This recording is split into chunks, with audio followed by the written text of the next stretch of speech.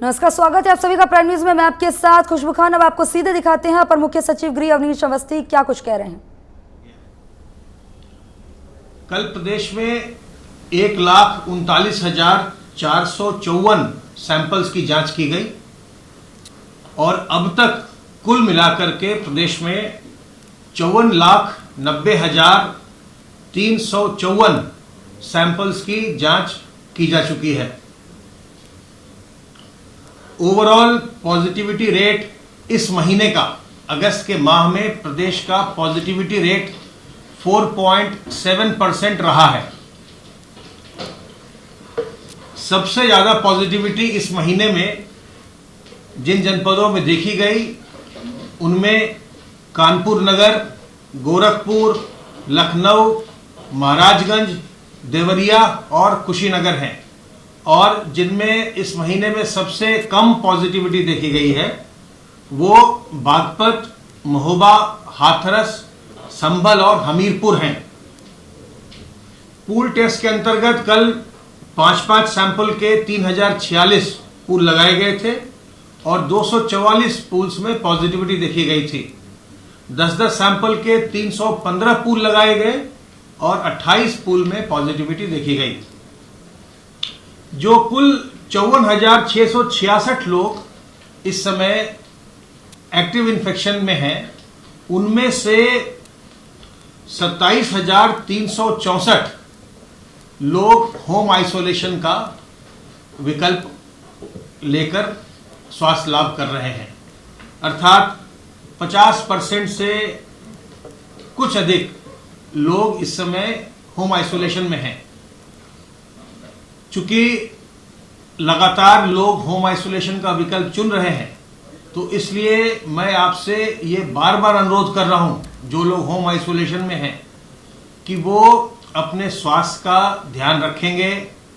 हमारी टीमें जो हमारे integrated command and control centre है, वहां से भी आपको फ़ोन किया जाता है, आपको सीएम हेल्पलाइन से भी फ़ोन किया जाता है। लेकिन आप अपने पास थर्मामीटर और पल्स ऑक्सीमीटर जरूर रखिए और अगर आपका बॉडी का टेम्परेचर बढ़ता है, अगर आपको फीवर आता है या आपको लगातार खांसी आनी शुरू होती है या आपकी सांस फूलती है या जो आप पल्स ऑक्सीमीटर से जब आप अपने ऑक्सीजन सैचुरेशन लेवल की जांच करते हैं अपनी उंगली को उसके पीछे रख के, और अगर वो 94% या उससे कम हो रहा है तो तत्काल डॉक्टर की सलाह लीजिए। तत्काल फ़ोन करिए, या तो जो कंट्रोल सेंटर है उसको फ़ोन करिए, जो आपके स्वास्थ्य विभाग के मुख्य चिकित्सा अधिकारी हैं उनको फ़ोन करिए और आपको अस्पताल में पहुंचाया जाएगा जहां आपकी डॉक्टरों के द्वारा लगातार देखभाल की जा सके। अगर लक्षण आ रहे हैं तो घर पे रहना उपयुक्त नहीं है। वैसे में जटिलताएं आ सकती हैं और बाद में वैसे में दिक्कत हो सकती है।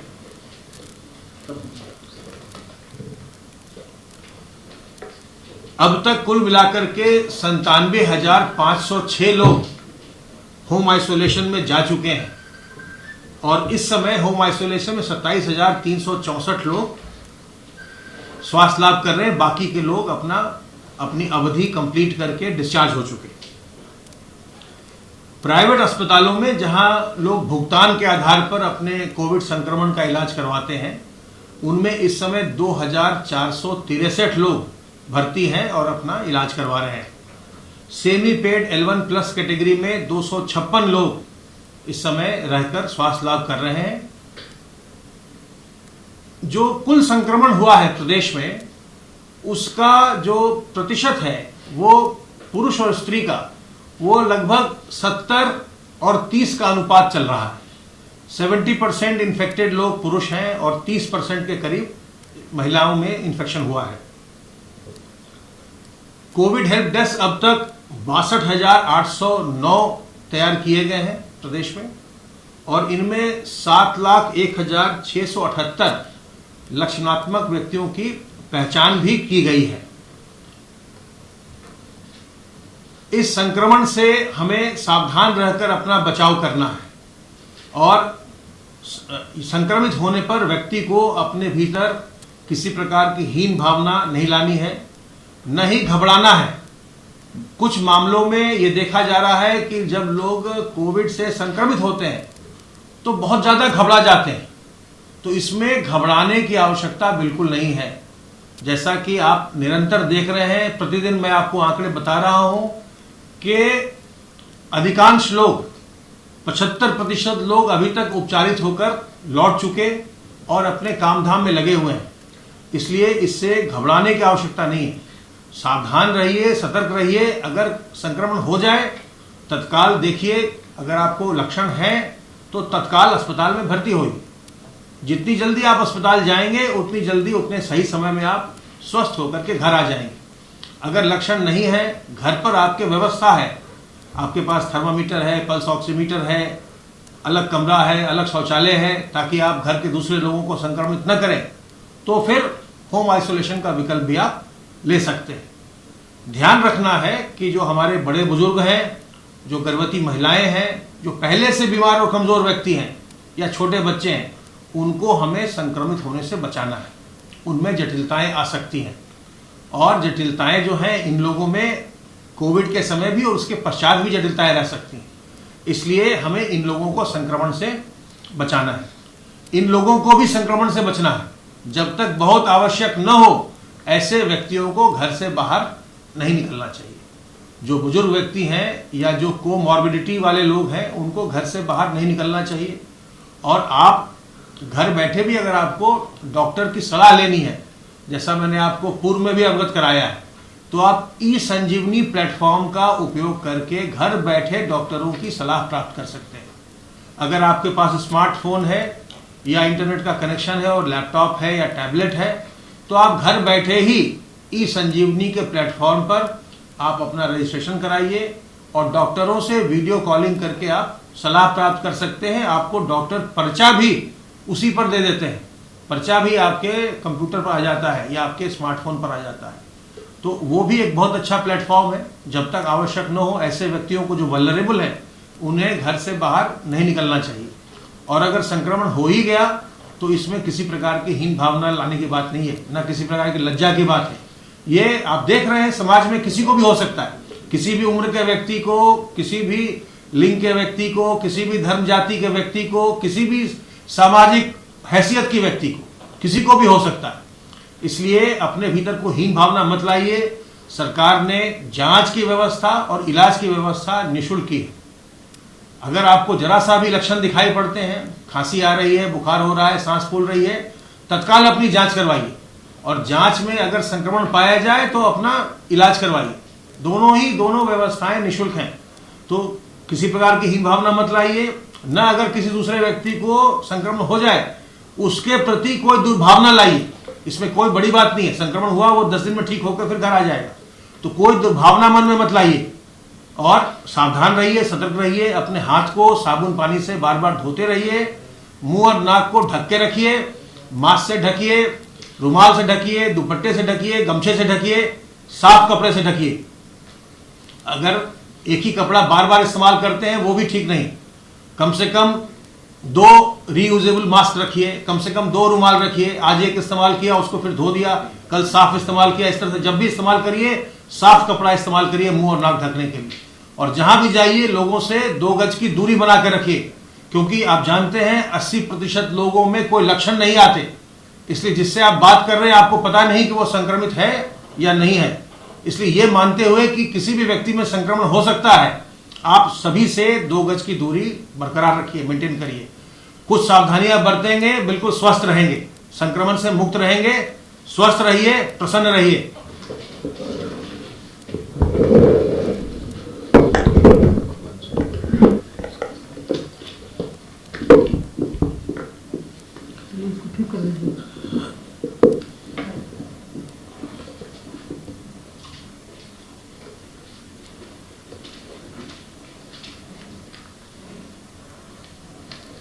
माननीय मुख्यमंत्री जी ने आज गोरखपुर मंडल का रिव्यू लिया है। आज वहां पर पूरे मंडल की समीक्षा भी की है और उन्होंने वहां स्थानीय जनप्रतिनिधियों से भी बैठक की है। आज जो प्रोग्रेस है हमारे पास, गृह विभाग के अनुसार 2,10,376 FIR हुई हैं, 3,36,686 लोग नामजद किए गए हैं,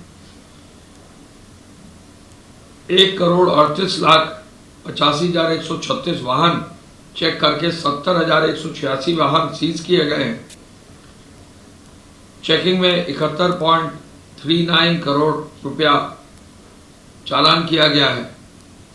आवश्यक सेवाओं के लिए 4,33,479 वाहन के परमिट जारी किए गए हैं। इसी एक्ट में 858 FIR दर्ज करके 1,161 लोगों के विरुद्ध कार्रवाई की गई है और 398 लोगों को गिरफ्तार भी किया गया है। फेक न्यूज के मामले में 2,395 मामले दर्ज किए गए हैं।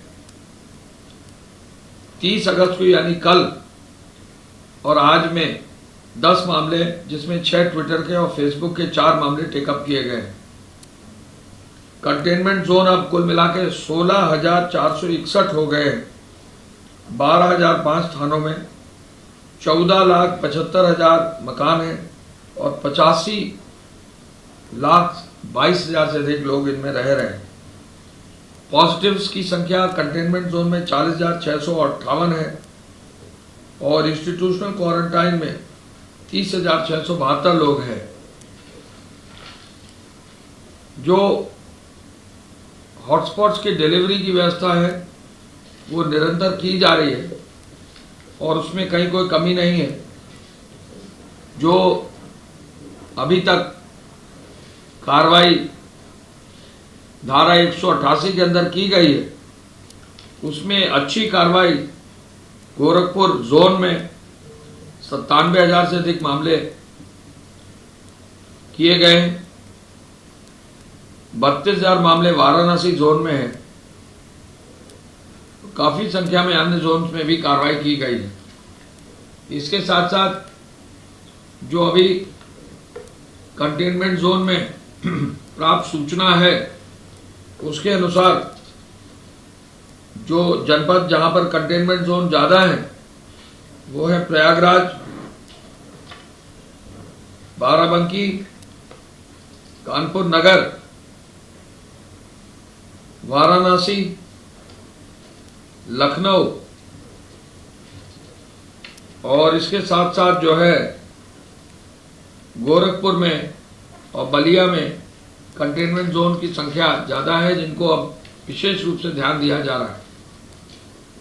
बाढ़ के संदर्भ में बताना चाहूँगा, माननीय मुख्यमंत्री जी द्वारा निरंतर बाढ़ पर निगरानी रखते हुए, बंदों की निगरानी रखते हुए कार्रवाई करने का निर्देश दिया गया है। बाढ़ राहत के लिए 24/7 कंट्रोल रूम आपदा प्रबंधन का खुला हुआ है।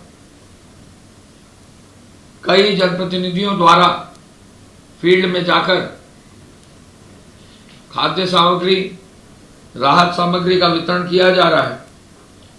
कल की सूचना है कि जनपद खीरी के माननीय सांसद और वहाँ के श्री अजय मिश्रा जी और वहाँ के विधायक योगेश वर्मा जी बाढ़ क्षेत्रों में स्वयं गए और उन्होंने राहत सामग्री का वितरण किया।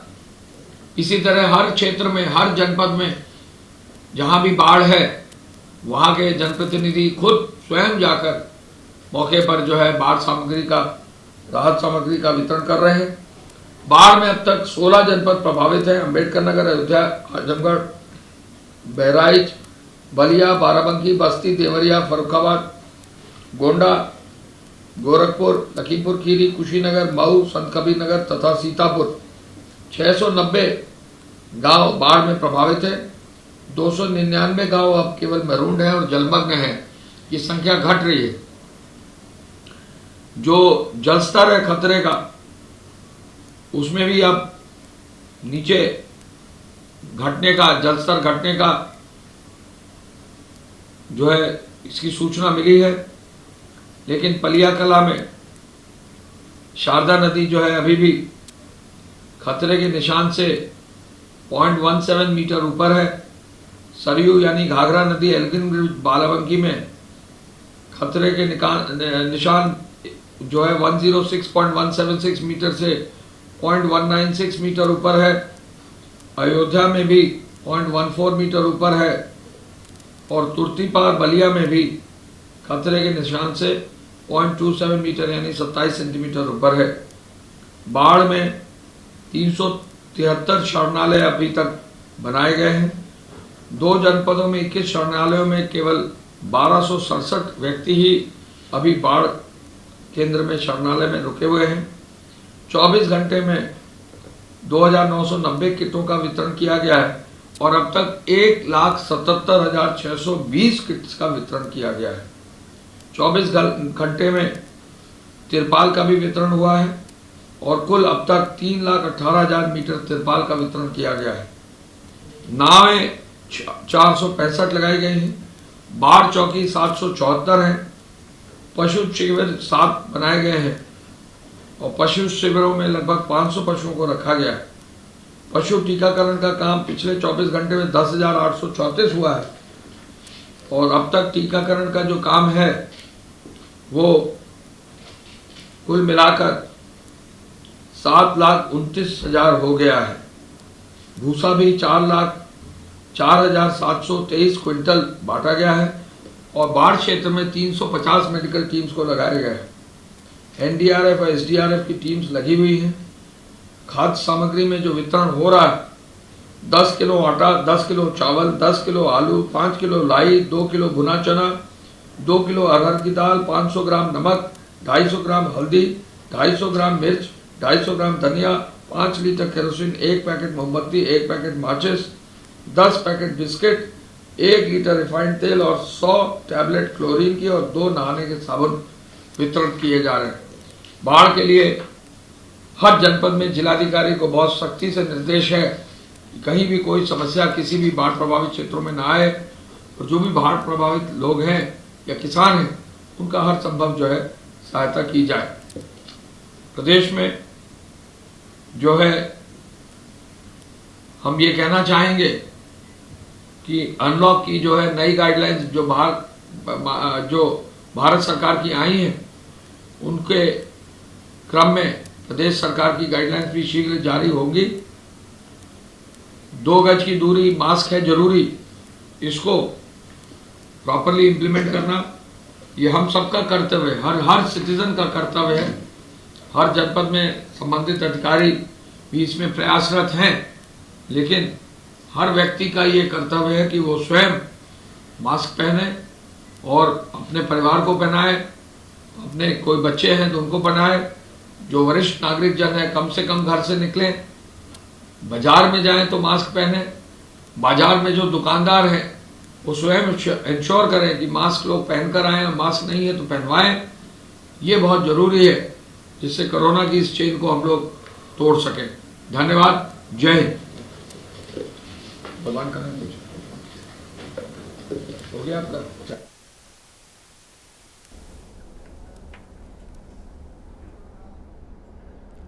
तो अभी आपने अपर मुख्य सचिव गृह अवनीश अवस्थी को सुना। उन्होंने कहा है कि अगर कोरोना संक्रमित है तो घबराए नहीं।